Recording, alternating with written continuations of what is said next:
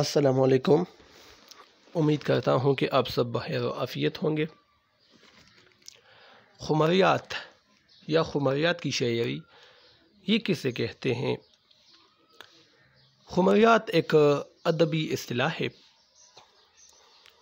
جو عربی، فارسی، اردو اور دیگر اسلامی ادبیات میں مستعمل ہے۔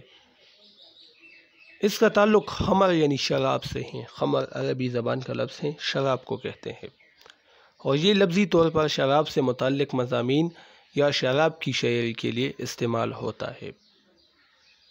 خمریات شراب کی شاعری کے لیے استعمال ہوتا ہے، یعنی جب شاعری میں میخانہ، شراب، ساقی، جام، پیالہ، ان چیزوں کا ذکر ہوتا ہے کسی غزل میں، کسی نظم میں، تو خمریات کی شاعری کہلاتی ہے۔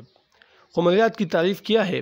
خمریات ایسی شاعری یا ادب کو کہتے ہیں جس میں شراب، میں، ساقی، میں نوشی، جام، بزم اور اس سے جڑے مناظر اور کیفیات کو بیان کیا گیا ہو۔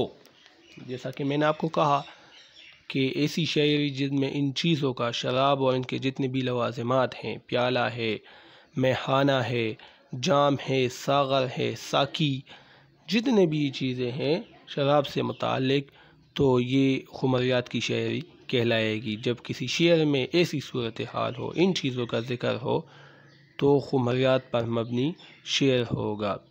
یا اس سے متعلق جو مناظر بیان کیے جاتے ہیں کہ برسات کے موسم میں نے شراب پی لیا، یا بہار کا موسم ہے،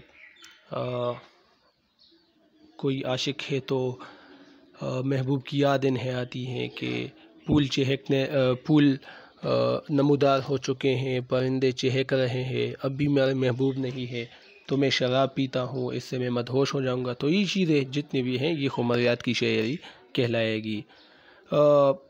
مولانا رومی، عمر خیام، سعدی شیرازی، اردو ادب میں میر تقی میر غالب، اختر شیرانی، ریاض حیدرآبادی، یہ تمام خمریات کے شاعر ہیں۔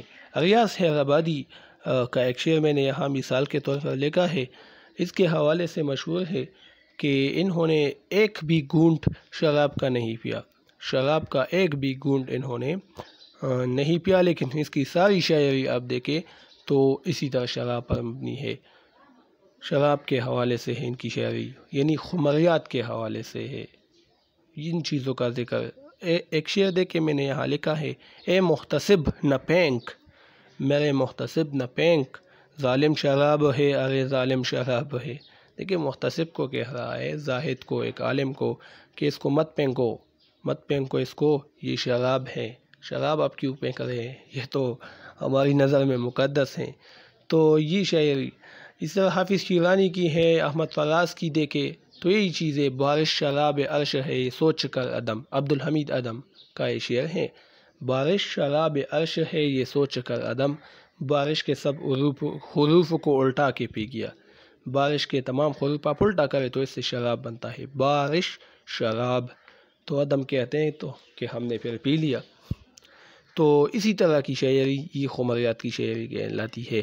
بعض اوقات صوفیہ حضرات ان ساقی، میخانے، ان چیزوں کا ذکر کرتے ہیں، لیکن یہ ان چیزوں کو استعارتاً، علامتی طور پر استعمال کرتے ہیں۔ مثلاً ساقی سے وہ مراد اپنے مرشد کو لیتے ہیں، اپنے رب کو لیتے ہیں، میخانہ سے مراد کوئی روحانی مقام ہوتا ہے، مسجد یا کوئی اور، تو یہ چیزیں صوفیہ اکثر استعمال کرتے ہیں، لیکن وہ استعاراتی انداز میں۔ تو خمریات کے حوالے سے امید ہے آپ سمجھ چکے ہوں گے۔ اسی کے ساتھ مجھے اجازت دیجیے، اللہ حافظ۔